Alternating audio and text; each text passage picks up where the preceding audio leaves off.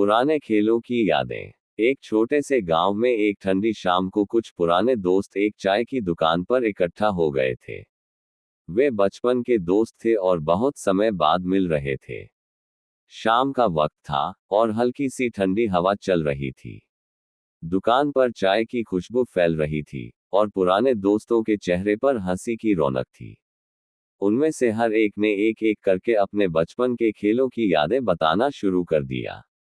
पहला दोस्त अर्जुन, जो अब एक बड़ा आदमी बन चुका था, बोला। याद है, हम छोटे होते थे तो कंचे खेलते थे। जब गली में हम सब बच्चे इकट्ठे होते थे, तो हर कोई अपनी कंचों की बोरी लेकर आता था। जो सबसे ज्यादा कंचे जीतता था, वही जीतने वाला कहलाता था। याद है वो चोटी गोटी खेल जिसमें हमें अपनी गोटी को उछालकर एक दूसरे की गोटी को बाहर करना होता था। कितनी बार हम खुद को कुश्ती में भी डालते थे। सभी हंसी में झूम उठे और दूसरे दोस्त ने कहा, कंचे तो सच में शानदार खेल थे। दूसरी दोस्त रानी, जो अब एक प्राइवेट जॉब करती थी, हंसते हुए बोली। हाँ, लेकिन मैं तो हमेशा लुका छुपी खेलती थी। याद है हम गली में खेलते थे और उस खेल में सबको छिपने में बहुत मजा आता था। कभी कभी तो मैं आधे घंटे तक किसी को नहीं मिल पाती थी और वो डरते डरते छिपे रहते थे।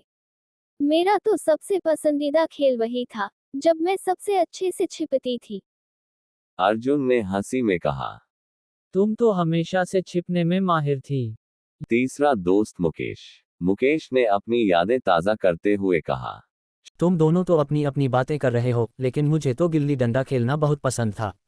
मैं और मेरे दोस्त गांव के खुले मैदान में दिन रात गिल्ली डंडा खेलते थे। हमें ये खेल इतना मज़ेदार लगता था कि हम घंटों मैदान में लगे रहते थे।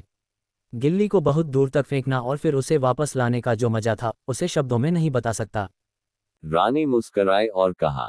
सच में, वो वक्त बहुत अच्छा था। सब कुछ सरल था। चौथा दोस्त पंकज, जो एक इंजीनियर था, वह बोला।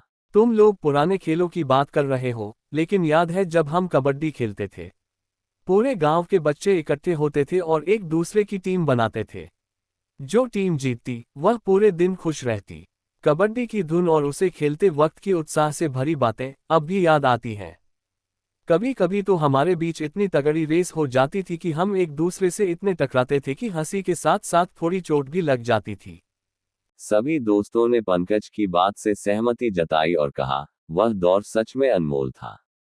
सभी हंसी में डूब गए और उस दिन की मुलाकात बहुत ही खास बन गई। वे सब अपने बचपन के दिनों को याद करके बहुत खुश थे। सबने महसूस किया कि पुराने खेलों में जो मजा था, वह आजकल के इलेक्ट्रॉनिक खेलों में कहाँ। अंत में अर्जुन बोला। याद है, जब हम इन खेलों के कारण घंटों तक बाहर रहते थे, तो माँ बाप भी परेशान होते थे। लेकिन अब सोचता हूँ कि ये खेल न सिर्फ हमारी शारीरिक ताकत को बढ़ाते थे, बल्कि हमें एकजुट भी करते थे। वो जो हर रोज की छोटी छोटी बातें होती थीं, वही तो असली जिंदगी होती थी। सभी ने सिर झुकाकर उसकी बात मानी और धीरे धीरे शाम हो गई। सभी दोस्त ये सोच रहे थे कि पुराने खेलों की वो यादें अब भी उनके दिलों में जीवित हैं, और अगर वे चाहे तो इन खेलों को अपने बच्चों के साथ खेल सकते हैं, ताकि वह भी उन पुराने खुशियों से रूबरू हो सकें।